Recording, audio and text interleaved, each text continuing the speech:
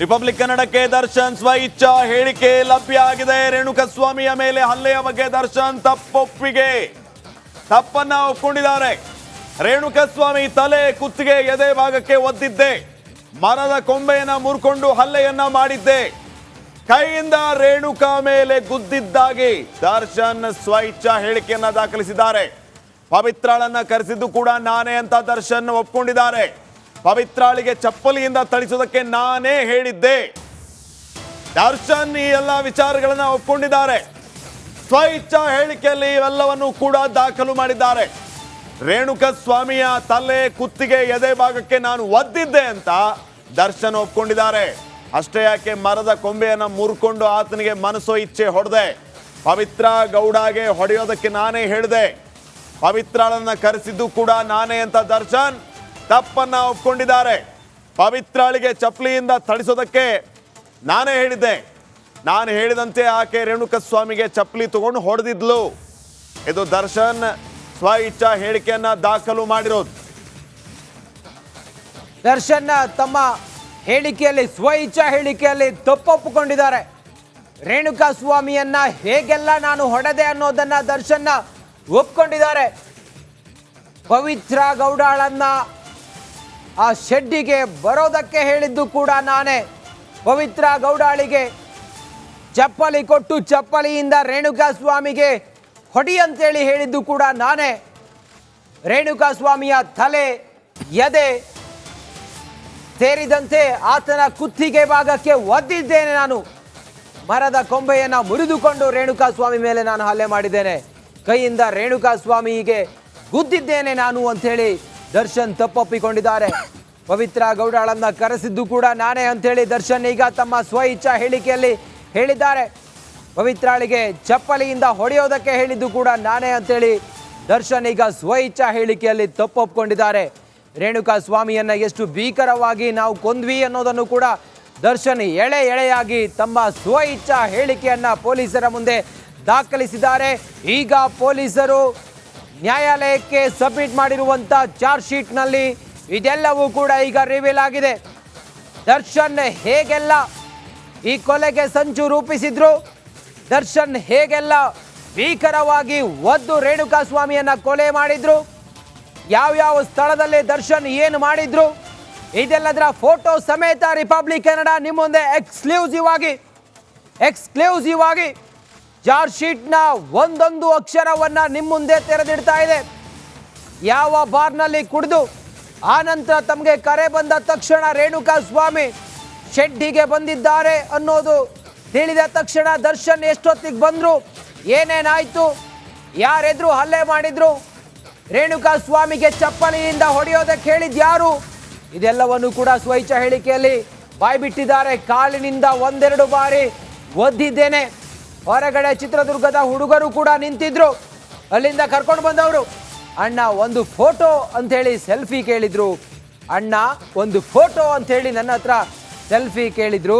ನಾನು ಫೋಟೋಗೆ ಪೋಸ್ ಕೊಟ್ಟು ಅಲ್ಲಿಂದ ಹೊರಟೆ ಅನ್ನೋದನ್ನ ದರ್ಶನ್ ಹೇಳಿದ್ದಾರೆ. ವಿನಯ್ ಜೀಪ್ನಲ್ಲಿ ಕುಳಿತು ಮನೆ ಕಡೆ ನಾನು ಹೊರಟೆ ಅನ್ನೋದನ್ನ ದರ್ಶನ್ ಒಪ್ಕೊಂಡಿದ್ದಾರೆ. ಕಾಲಿನಿಂದ ಒಂದೆರಡು ಬಾರಿ ಒದ್ದು ನಾನು ಅಲ್ಲಿಂದ ತೆರಳಿದೆ. ಹೊರಗಡೆ ಚಿತ್ರದುರ್ಗದ ಹುಡುಗರಿದ್ರು, ಸೆಲ್ಫಿ ಕೇಳಿದ್ರು. ಆ ಸೆಲ್ಫಿಗೆ ನಾನು ಅವರಿಗೆ ಫೋಟೋ ಕೊಟ್ಟೆ ಅನ್ನೋದನ್ನು ಕೂಡ ದರ್ಶನ್ ಹೇಳಿದ್ದಾರೆ. ಏನೇನಾಯ್ತು, ದರ್ಶನ್ನ ರೇಣುಕಾಸ್ವಾಮಿಯನ್ನ ಕೊಂದಿದ್ದ ದಿನ ಅನ್ನೋದನ್ನ ದರ್ಶನ್ ಈಗ ಬಾಯ್ಬಿಟ್ಟಿದ್ದಾರೆ. ಕೆಲವು ಎಕ್ಸ್ಕ್ಲೂಸಿವ್ ಫೋಟೋಗಳು ಕೂಡ ರಿಪಬ್ಲಿಕ್ ಕನ್ನಡಕ್ಕೆ ಲಭ್ಯ ಆಗಿದೆ. ರೇಣುಕಾಸ್ವಾಮಿಯನ್ನ ಯಾರ್ಯಾರು ಹೇಗೆಲ್ಲ ಹಲ್ಲೆ ಮಾಡಿದ್ರು ಅನ್ನೋದು ಕೂಡ ಈಗ ಎಕ್ಸ್ಕ್ಲೂಸಿವ್ ಆಗಿ ನಮಗೆ ಮಾಹಿತಿ ಲಭ್ಯ ಆಗಿದೆ. ಚಾರ್ಜ್ ಶೀಟ್ನ ಪ್ರತಿ ರಿಪಬ್ಲಿಕ್ ಕನ್ನಡಕ್ಕೆ ಲಭ್ಯ ಆಗಿದೆ. ಅದರ ಪ್ರಕಾರ ದರ್ಶನ್ ತಪ್ಪೊಪ್ಪಿಕೊಂಡಿರೋದು ಕೂಡ ಇದೀಗ ಸಾಬೀತಾಗಿದೆ. ಚಾರ್ಜ್ ಶೀಟ್ನಲ್ಲಿ ಏನೇನೋ ಪೊಲೀಸರು ತಮ್ಮ ತನಿಖಾ ವರದಿಯನ್ನು ಕಲೆ ಹಾಕಿದ್ದಾರೆ. ದೋಷಾರೋಪ ಪಟ್ಟಿಯನ್ನು ನ್ಯಾಯಾಧೀಶರಿಗೆ ಸಲ್ಲಿಸಿದ್ದಾರೆ. ಅದರ ಎಕ್ಸ್ಕ್ಲೂಸಿವ್ ಫೋಟೋ ಈಗ ರಿಪಬ್ಲಿಕ್ ಕನ್ನಡಕ್ಕೆ ಲಭ್ಯ ಆಗಿದೆ. ಅದರಲ್ಲಿ ದರ್ಶನ್ನ ತಮ್ಮ ಪಾತ್ರ ಏನು ಅನ್ನೋದನ್ನು ಒಪ್ಪಿಕೊಂಡಿರೋದು ಕೂಡ ಈಗ ರಿವೀಲ್ ಆಗಿದೆ. ದರ್ಶನ್ ಜೊತೆಗೆ ಯಾರ್ಯಾರಿದ್ರು, ಅವರ ಪಾತ್ರ ಏನು, ಈ ಪ್ರಕರಣದಲ್ಲಿ ಅವರು ಎಷ್ಟು ಪ್ರಮಾಣದಲ್ಲಿ ಇದ್ದಾರೆ ಅನ್ನೋದು ಕೂಡ ಎಲ್ಲವೂ ಈಗ ರಿವೀಲ್ ಆಗಿದೆ. ಯಾವತ್ತು ರೇಣುಕಾಸ್ವಾಮಿ ಪವಿತ್ರ ಗೌಡಾಳಿಗೆ ಮೊದಲ ಬಾರಿಗೆ ಟೆಕ್ಸ್ಟ್ ಮಾಡಿದ, ಅದಾದ ನಂತರ ಫೋಟೋ ಕಳಿಸಿದ, ಅದಾದ ನಂತರ ತನ್ನ ಮನೆಯ ಅಡ್ರೆಸ್ ಹೇಳಿದ, ತಾನೆಲ್ಲಿ ಕೆಲಸ ಮಾಡ್ತಿದ್ದೀನಿ ಅಂತ ಹೇಳಿದ, ಆತನ ಡೀಟೇಲ್, ಆತನ ನಕಲಿ ಇನ್ಸ್ಟಾಗ್ರಾಮ್ ಖಾತೆ ಇದೆಲ್ಲವೂ ಕೂಡ ಉಲ್ಲೇಖ ಆಗಿದ್ದರ ಬಗ್ಗೆಯೂ ಈಗ ಚಾರ್ಜ್ ಶೀಟ್ನಲ್ಲಿ ಬಹಳ ಕ್ಲಿಯರ್ ಆಗಿ ಗೊತ್ತಾಗಿದೆ. ರೇಣುಕಾ ಸ್ವಾಮಿಗೆ ಎಷ್ಟು ಜನ ಹೊಡೆದ್ರು, ಎಲ್ಲೆಲ್ಲಿ ಹೊಡೆದ್ರು, ಹೇಗೆ ಹೊಡೆದ್ರು, ತಮ್ಮ ಬಳಿ ಏನೇನು ವಸ್ತುಗಳನ್ನು ಇಟ್ಕೊಂಡಿದ್ರು ಅದರಿಂದ ಹೊಡೆದ್ರು, ಕರೆಂಟ್ ಶಾಕ್ ಕೊಟ್ಟಿದ್ದು, ಭೀಕರವಾಗಿ ಕೊಲೆ ಮಾಡಿದ್ದು, ಆತನ ಎದೆಗೆ ಒದ್ದಿದ್ದು, ತಲೆಗೆ ಹೊಡೆದಿದ್ದು, ಚಪ್ಪಲಿಯಿಂದ ಥಳಿಸಿದ್ದು, ಆತ ಕೆಳಗೆ ಬಿದ್ದ ತಕ್ಷಣ ಆತನನ್ನು ಈ ರಾಕ್ಷಸರು ಒದ್ದಿದ್ದು, ಇದೆಲ್ಲವೂ ಈಗ ತಪ್ಪೊಪ್ಪಿಗೆ ಏನು ಮಾಡಿದ್ದಾರೆ ದರ್ಶನ್ ಅದರಲ್ಲಿ ಉಲ್ಲೇಖ ಆಗಿದೆ. ಚಾರ್ಜ್ ಶೀಟ್ನಲ್ಲಿ ಉಲ್ಲೇಖ ಆಗಿದೆ. ಎಲ್ಲೆಲ್ಲಿ ಬಂದರು, ಏನೇನು ಮಾಡಿದ್ರು, ಶವ ಸಾಗಾಟ ಮಾಡಿದ್ದು ಯಾರು, ಯಾವ ವಾಹನದಲ್ಲಿ, ಯಾವ ಸ್ಥಳದಲ್ಲಿ ಎಸೆದ್ರು, ಏನು ಮಾಡಿದ್ರು, ಆನಂತರ ದರ್ಶನ್ ಎಷ್ಟೊತ್ತಿಗೆ ಮನೆಗೆ ಹೋದರು, ತಾವು ಧರಿಸಿದ್ದ ಬಟ್ಟೆ, ತಾವು ಹಾಕಿದ್ದ ಶೂ, ಅದೆಲ್ಲವೂ ಕೂಡ ಚಿತ್ರದುರ್ಗದಿಂದ ರೇಣುಕಾ ಸ್ವಾಮಿ ಸ್ಕೂಟಿಯಲ್ಲಿ ಹೋಗ್ತಾ ಇದ್ರೆ ಆತನನ್ನು ಆಟೋ ಫಾಲೋ ಮಾಡ್ತಲ್ಲ, ರೇಣುಕಾ ಸ್ವಾಮಿಯನ್ನು ಟ್ರ್ಯಾಪ್ ಮಾಡಿದ ಆಟೋ, ಅದರ CCTV ಫುಟೇಜ್ ಕೂಡ ಸಿಕ್ಕಿದೆ. ಅದರ ಫೋಟೋವನ್ನು ಕೂಡ ಚಾರ್ಜ್ ಶೀಟ್ನಲ್ಲಿ ಉಲ್ಲೇಖ ಮಾಡಿ ಪೊಲೀಸರು ಸಬ್ಮಿಟ್ ಮಾಡಿದ್ದಾರೆ ದೋಷಾರೋಪ ಪಟ್ಟಿಯನ್ನು. ಅದರ ಎಕ್ಸ್ಕ್ಲೂಸಿವ್ ದೃಶ್ಯ ಈಗ ರಿಪಬ್ಲಿಕ್ ಕನ್ನಡಕ್ಕೆ ಲಭ್ಯ ಆಗಿದೆ. ಎಷ್ಟನೇ ತಾರೀಕು ಏನು ಮಾಡಿದ್ರು, ಕೃತ್ಯ ನಡೆದ ಸ್ಥಳ, ಕೃತ್ಯ ನಡೆಸಿದ ಆರೋಪಿಗಳು, ಪ್ರತಿಯೊಂದು ಕೂಡ ಎಕ್ಸ್ಕ್ಲೂಸಿವ್ ಆಗಿ ನಾವು ತೋರಿಸ್ತಾ ಇದ್ದೀವಿ. ನೋಡಿದಾದ ಮೇಲೆ 7:30 ಸುಮಾರಿಗೆ ಪ್ರದೋಷ್ ಮನೆಗೆ ಬಂದ. ಮನೆಯ ಬಳಿ ಬಂದು ಸತ್ತಿರುವ ಬಗ್ಗೆ ಮಾಹಿತಿಯನ್ನ ನೀಡಿದ್ದ. ನಾವು ಬರಬೇಕಿದ್ರೆ ಚೆನ್ನಾಗಿ ಇದ್ನಲ್ಲ, ಏನಾಯ್ತು ಅಂತ ದರ್ಶನ್ ಪ್ರದೋಷ್ನನ್ನ ಕೇಳ್ತಾರೆ. ಪ್ರದೋಷನ್ನ ಕೇಳಿದ ಸಂದರ್ಭದಲ್ಲಿ ಆದಂತ ಎಲ್ಲಾ ವಿಚಾರಗಳನ್ನ ಸವಿವರವಾಗಿ ಹೇಳ್ತಾರೆ. ಯಾರ್ಡ್ ಹತ್ರ ಹೋಗಿ ಮತ್ತೊಮ್ಮೆ ನಾನು ನೋಡ್ತೀನಿ ಅಂತ ಪ್ರದೋಷ ಹೇಳ್ತಾನಂತೆ. 9 ಗಂಟೆಗೆ ನಾಲ್ವರು ಮತ್ತೆ ಮನೆ ಹತ್ರ ಬಂದು ರೇಣುಕಾ ಸ್ವಾಮಿ ಸತ್ತೋದ ಬಗ್ಗೆ ಮಾಹಿತಿಯನ್ನ ನೀಡ್ತಾರೆ. 7:30 ಸುಮಾರಿಗೆ ಪ್ರದೋಷ್ ಒಬ್ಬನೇ ಮನೆಗೆ ಬಂದಿರ್ತಾನೆ. ರೇಣುಕಾ ಸ್ವಾಮಿ ಸತ್ತ ಬಗ್ಗೆ ದರ್ಶನ್ಗೆ ವಿಷಯವನ್ನ ತಿಳಿಸಿದಾಗ, ನಾನು ಬರುವಾಗ ಚೆನ್ನಾಗೇ ಇದ್ನಲ್ಲ, ಆತ ಏನಾಯ್ತು ಅಂತ ದರ್ಶನ್ ಪ್ರದೋಷ್ನನ್ನ ಕೇಳಿದಾಗ, ನಾನು ಮತ್ತೊಮ್ಮೆ ಶೆಡ್ಗೆ ಹೋಗಿ ನೋಡ್ಕೊಂಡ್ಬರ್ತೀನಿ ಅಂತ ಪ್ರದೋಷ್ ಅಲ್ಲಿಂದ ಹೋಗ್ತಾನಂತೆ. ಪ್ರದೋಷ್ ಶೆಡ್ಗೆ ಹೋಗಿ ಮತ್ತೊಮ್ಮೆ ಆತ ಸತ್ತಿದ್ದನ್ನ ಕನ್ಫರ್ಮ್ ಮಾಡಿಕೊಂಡು ಮತ್ತೆ ವಿನಯ್, ಪ್ರದೋಷ್ ಸೇರಿದಂತೆ ಒಟ್ಟು 4 ಜನ ದರ್ಶನ್ ಮನೆಗೆ ಬಂದು ಆಗಿರುವಂಥ ಎಲ್ಲ ವಿಚಾರಗಳನ್ನ ಡೀಟೇಲ್ ಆಗಿ ಹೇಳ್ತಾರಂತೆ. ನೋಡಿ, ಚಾರ್ಜ್ ಶೀಟ್ನ ಇನ್ನಷ್ಟು ಕೆಲವು ಎಕ್ಸ್ಕ್ಲೂಸಿವ್ ಫೋಟೋಗಳನ್ನ ತಾವು ಗಮನಿಸ್ತಾ ಇದ್ದೀರಿ. ಒಂದ್ ಕಡೆ ದರ್ಶನ್ ಸ್ವಇಚ್ಛಾ ಹೇಳಿಕೆಯಲ್ಲಿ ಯಾವೆಲ್ಲ ವಿಚಾರಗಳನ್ನ ಪ್ರಸ್ತಾಪ ಮಾಡಿದ್ದಾರೆ ಅದೆಲ್ಲವೂ ಯಥಾವತ್ ನಿಮ್ಮ ಮುಂದೆ. ಅಂದ್ರೆ ದರ್ಶನ್ ಸ್ವತಃ ರೇಣುಕಾ ಸ್ವಾಮಿಯ ಮೇಲೆ ಹಲ್ಲೆ ಮಾಡಿದ್ದನ್ನ ಒಪ್ಕೊಂಡಿದ್ದಾರೆ.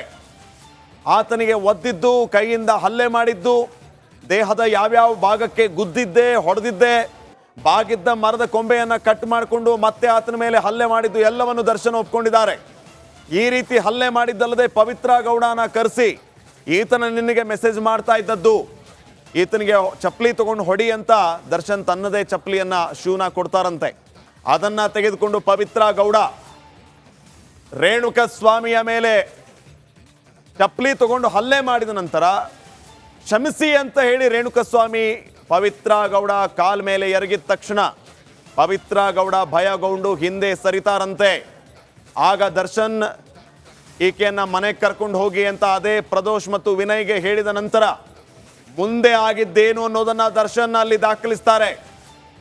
ಲಕ್ಷ್ಮಣ್ ದರ್ಶನ್ನ ಕಾರು ಡ್ರೈವರ್, ಆತನೂ ಬಂದು ಎಲ್ಲ ವಿಷಯವನ್ನ ತಿಳ್ಕೊಂಡು ರೇಣುಕಾ ಸ್ವಾಮಿಯ ಮೇಲೆ ಹಲ್ಲೆ ಮಾಡಿ ಈತ ಮತ್ತೆ ಯಾರ್ಯಾರಿಗೆ ಮೆಸೇಜ್ ಮಾಡಿದ್ದ, ಏನೇನು ಮೆಸೇಜ್ ಮಾಡಿದ್ದ ಅಂತ ಅಲ್ಲಿದ್ದ ಹುಡುಗರು ದರ್ಶನ್ಗೆ ಮೆಸೇಜ್ ಅನ್ನ ಕೊಡ್ತಾರೆ.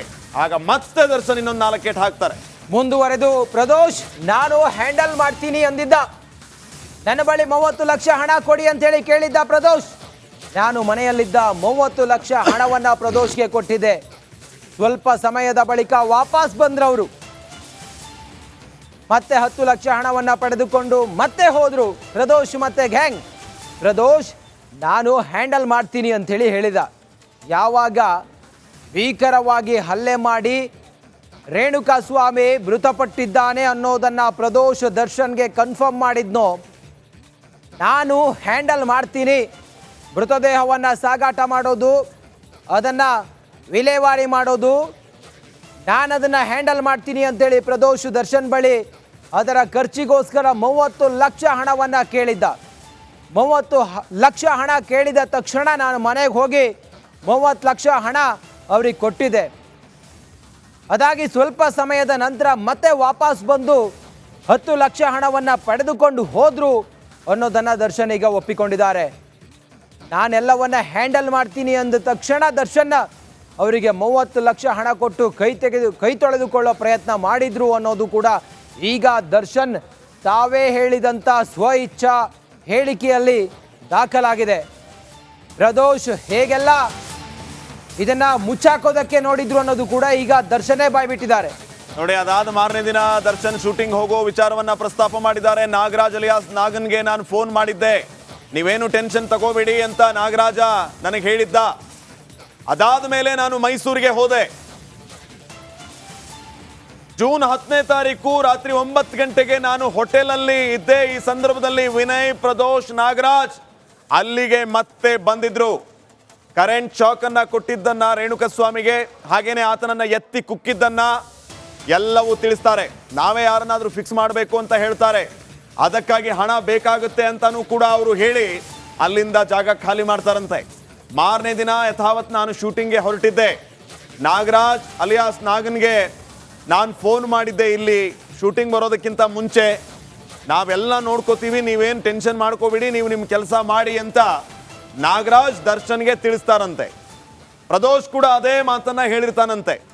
ಆ ಮಾತನ್ನ ಕೇಳಿ ದರ್ಶನ್ ಮೈಸೂರಿಗೆ ಶೂಟಿಂಗ್ಗೆ ಹೋದಂಥ ಸಂದರ್ಭದಲ್ಲಿ ಹೋಟೆಲಲ್ಲಿದ್ದಾಗ ಇದೇ ವಿನಯ್, ಪ್ರದೋಷ್ ಮತ್ತು ನಾಗರಾಜ್ ದರ್ಶನ್ ಇದ್ದಲ್ಲಿಗೆ ಬಂದು ರೇಣುಕಸ್ವಾಮಿಗೆ ಕರೆಂಟ್ ಶಾಕ್ ಅನ್ನ ಕೊಟ್ಟಿದ್ದು, ಆತನನ್ನ ಎತ್ತಿ ಕುಕ್ಕಿದ್ದು, ಮತ್ತೆ ಯಾವ ರೀತಿ ಹಲ್ಲೆ ಆಗಿತ್ತು ಅನ್ನೋದ್ರ ಬಗ್ಗೆ ದರ್ಶನ್ಗೆ ಮಾಹಿತಿಯನ್ನ ನೀಡ್ತಾರಂತೆ.